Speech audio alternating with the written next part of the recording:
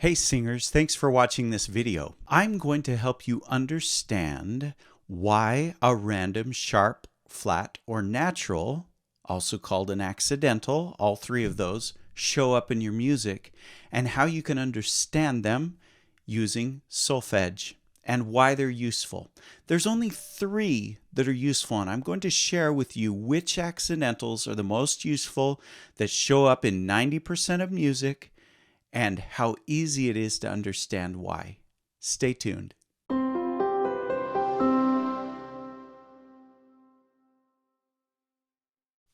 Okay, we've got a C major or C diatonic scale. Now, diatonic means that you have only the notes that fall within the key signature. Okay? So in C major, the diatonic scale is all the white keys on the piano. Okay? As you see there. Now, if you had D major, there would be two sharps. Those two sharps, okay, F sharp and C sharp, are within the diatonic scale. So if you see another note like a G sharp show up, for example, then that would be called a chromatic note, okay? That accidental is a chromatic note. The accidental is the sharp, a flat, or a natural that changes from what is already in the key signature, okay? So what I'm going to do is show you the three chromatic pitches that are most used in music and why they're used. All right, let's go ahead and start with Fi. Okay, so we take Fa. Okay, here's Fa. When Fa is raised, so there's the sign for Fa. When Fa is raised, it turns to Fi, F-I. That just simply means we add a sharp. Okay, so now if I go like this, Do, I'm going to play it without Fi first. Do, re, mi, fa, so. Okay, that's just a normal scale. It keeps us in this key of the diatonic key of C. But if I add in that Fi, listen what happens. Do, re, mi, fi, so. Okay, if you look at a circle of fifths, that moves you clockwise around the circle of fifths. It moves you to G. Okay, this half step, the black note of F sharp, is pulling towards G as the new tonic or the new tonal center. Okay, it may flip back in just a few measures, but it pulls the listener towards that.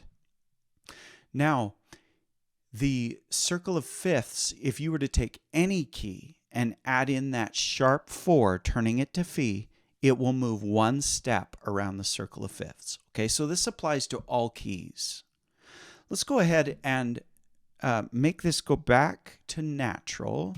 Okay, so now we have a regular diatonic scale.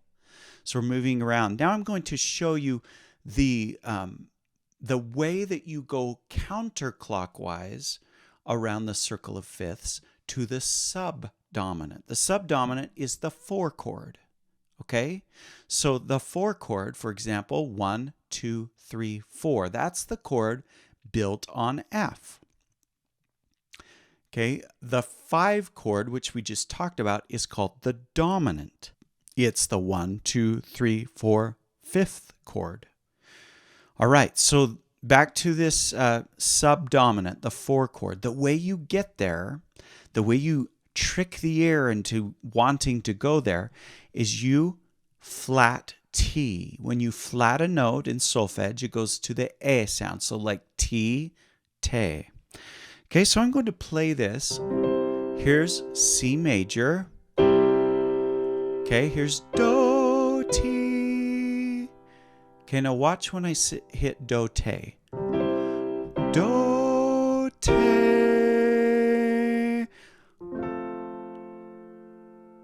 Okay, now we're in a new key. Okay, Do. That moved us counterclockwise around the circle of fifths. So from C to F. All right? Now if I was to keep going, here's F. New do, if we want to keep going with this, do, te, B flat. Okay, so now we moved the next spot on the circle of fifths. So, quick review. Fi moves counterclockwise, moves to the dominant. Ti to te makes the listener want to move to the subdominant, going counterclockwise. Now, another very closely related key is the relative minor. Okay, the relative minor would be a minor third below do. Okay, so here's do. Do, mi, so, mi, do. La, do, mi, do, la. Okay? So that right there is the relative minor of this. Okay? In the circle of fifths, that is directly inward, in towards the center of the circle of fifths of whatever major key you are. Okay? So that's the relative minor. And the chromatic solfege that helps with that is this right here, is so moving to C. Okay, so let's sing the major scale on do first. Do, re, mi, fa, sol, la, ti, do. Now I'm going to add in that C. Do, re, mi, fa, sol, si,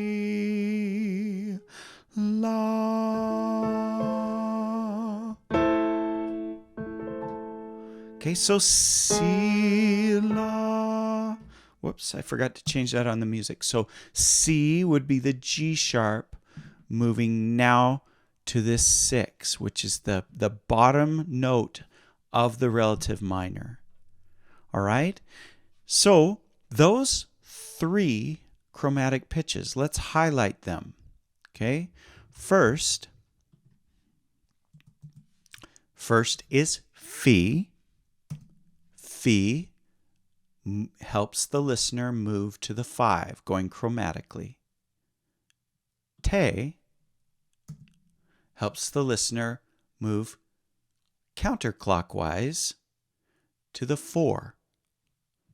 And Si helps the listener move to the relative minor, which is directly inside from whatever key you are in.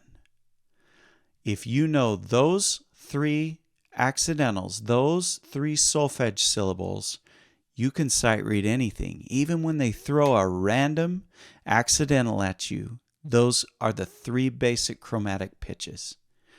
Take care, subscribe if you haven't, and share this with your friends.